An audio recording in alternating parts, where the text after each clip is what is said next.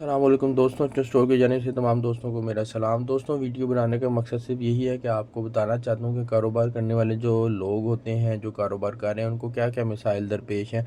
बहुत से मसाइल हैं। हुकूमत ने टैक्स लगा दिया, चीज़ों की प्राइस महंगी हो गई है। उसके अलावा एक और भी मसला है जो अक्सर व बेशतर जो है कारोबार करने वाले लोगों को फेस हो रहा है। मैं क्योंकि दराज में भी मेरा स्टोर है, एचओ स्टोर, तो दराज के मामले में मुझे ये मसला अभी तक पेश आया है। इसके अलावा मुझे फ़िलहाल मेरे जो वेबसाइट का मामला, उसमें ये मसला पेश नहीं हुआ। होता कुछ इस तरह है कि हम कस्टमर को, जब दराज के कस्टमर को कोई प्रोडक्ट, कोई आइटम भेजते हैं, कोई बुक भेजते हैं, तो वो कैंसिल हो जाती है। कैंसिल की वजह बता देते हैं जी, कस्टमर ने रिजेक्ट कर दिया उसको। जब वो हमारे तक वापस आती है तो जो किताब हमने भेजी थी वो तो मसूल नहीं होती, उसके बदले ये कोई अजीब सी किताब जो है, जो कोई सस्ती सी किताब जो है, वो अंदर डाल के हमें दे देते हैं।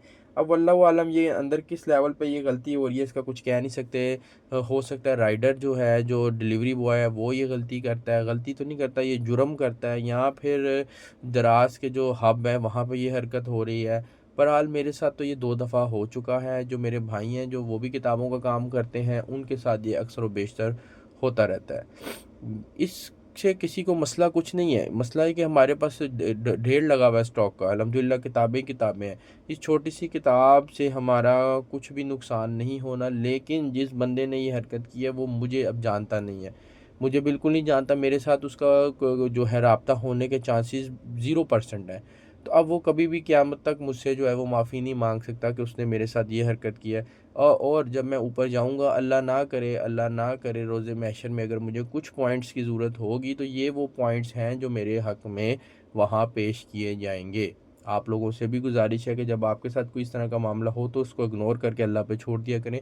इससे आपका तो कोई नुकसान नहीं होना, लेकिन जिस बंदे ने ये हरकत की है उसका आपकी नुकसान ही नुकसान है। समझिए कि उसका नुकसान हो गया। तो अब कुछ लोग वीडियो देखते वक़्त सोचेंगे कि यार छोटी सी बात है, किताब में एक छोटी सी हरकत है, इसके पीछे माफ़ कर दे। लेकिन मेरा भाई देखिए, अगर आप मुँह से कोई गलत बात निकाल देते हैं या कुछ छोटी सी हरकत कर देते हैं, या किसी का ₹1 का सिक्का भी उठा लेते हैं, तो अल्लाह में तो ये बात इग्नोर नहीं करनी। छोटी-छोटी बातों की बहुत ज़्यादा अहमियत होती है। कत कहते हैं ना, मिसाल है जी, कतरा-कतरा करके ही समंदर बनता है। तो ये जो कतरा है ना, ये बहुत अहमियत का हामिल है।